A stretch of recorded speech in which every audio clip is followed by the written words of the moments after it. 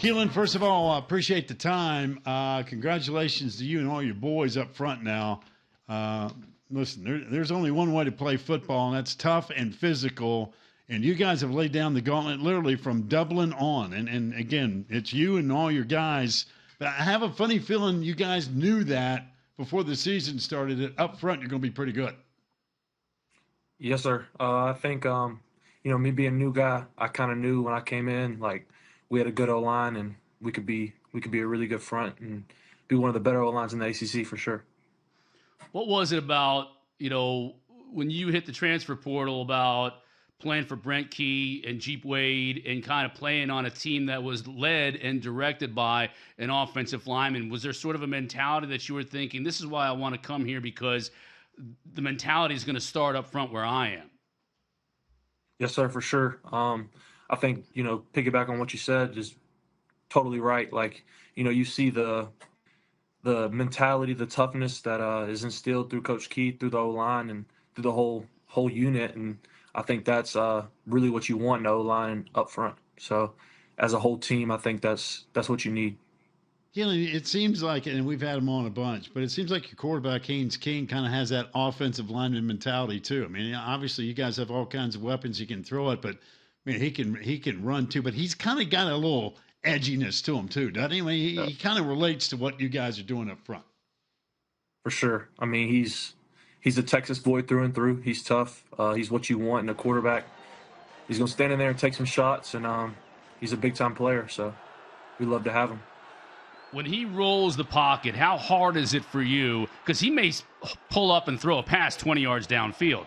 How hard is it for you to stay and not go 5 yards down the field and kill somebody you see in a different color uniform? That's got to be tough for you to have a quarterback who wants to move around and then decides to throw it.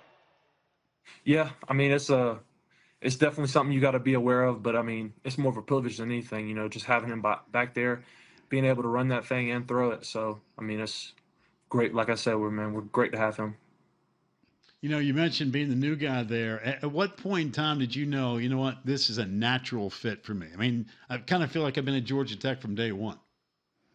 Yeah, day one, like you said. I mean, you walk in, great group of guys, just good dudes, You could tell day one that I would fit in and just love being here. Do you guys have a special bond or a ritual that makes the offensive line the offensive line? Yeah, I mean, it all starts with eating. Wherever, every Sunday we're at Cypress. That's our spot, right in town. So, if there's food, we're there. So that's where it starts. I like that. Yeah, I know. I figured that would be right up your alley. But perfect. We work with some former offensive linemen, right? And some of them, when they stop playing, they lose a lot of weight. It's hard for them to keep weight on. Are you one of those that it's difficult to maintain that 300 plus, or are you like, this is going to be like it would be if you went to Pack and you were like, hey Pack, I need you to be 300. He'd be like, okay, I can do that. That's one thing I can do. When do you need me?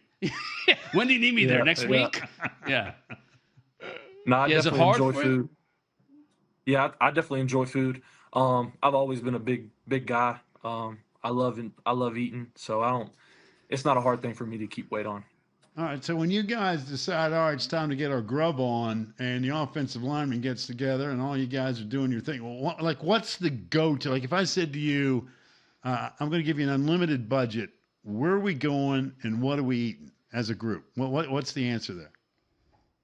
I mean, just in town, we're probably going to Cypress. That's where we go every Thursday night as a whole line. It's a ritual, and I mean, we can throw down there. They know our orders as soon as we go.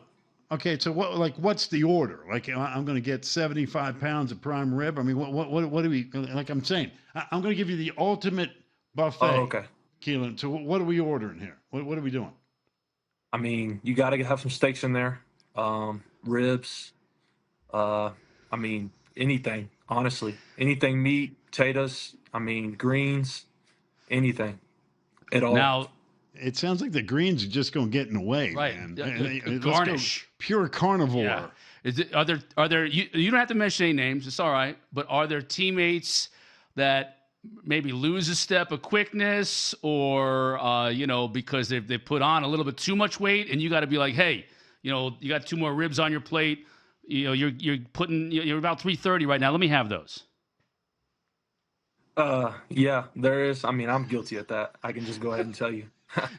I might eat a little too much. Coach be like, coming in, he's like, dang, Reggie, you need to chill out. So, Do you have to get weighed? They don't weigh you, do they? And say like, man, now you're up at like 330. It's time to, cool it a little bit. I mean, we weigh in every day, so they can tell what you did the night before. Yeah.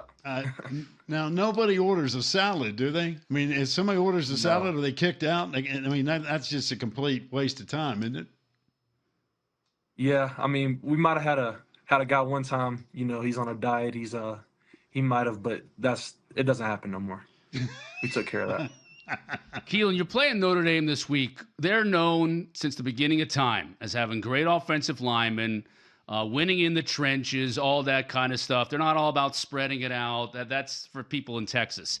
So for them, when you're playing them, is it a little bit more special for you? Is there a little bit more of an incentive to do really well knowing that the Irish are on the other side? I wouldn't say so. I think we attack every game with the same mentality. I think it's the next man up. You definitely know, with the DNA and what kind of program they've had over the years, they're going to come in there and they're going to be tough. They're going to be physical. They're going to do the little things. But at the end of the day, it's a game of football. It's the next game we got on our schedule, so we're going to be ready.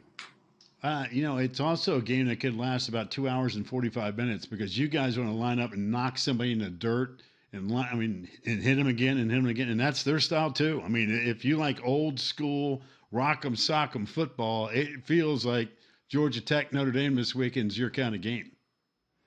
No doubt. I mean, that's a game you just love playing. I mean, that's what you do. That's why you put on all the work in the summer. You lift these weights. You do everything to go out there and get physical, get tough, and have one of these type of games. So I'm definitely ready, and our whole line and our whole team's ready for this game.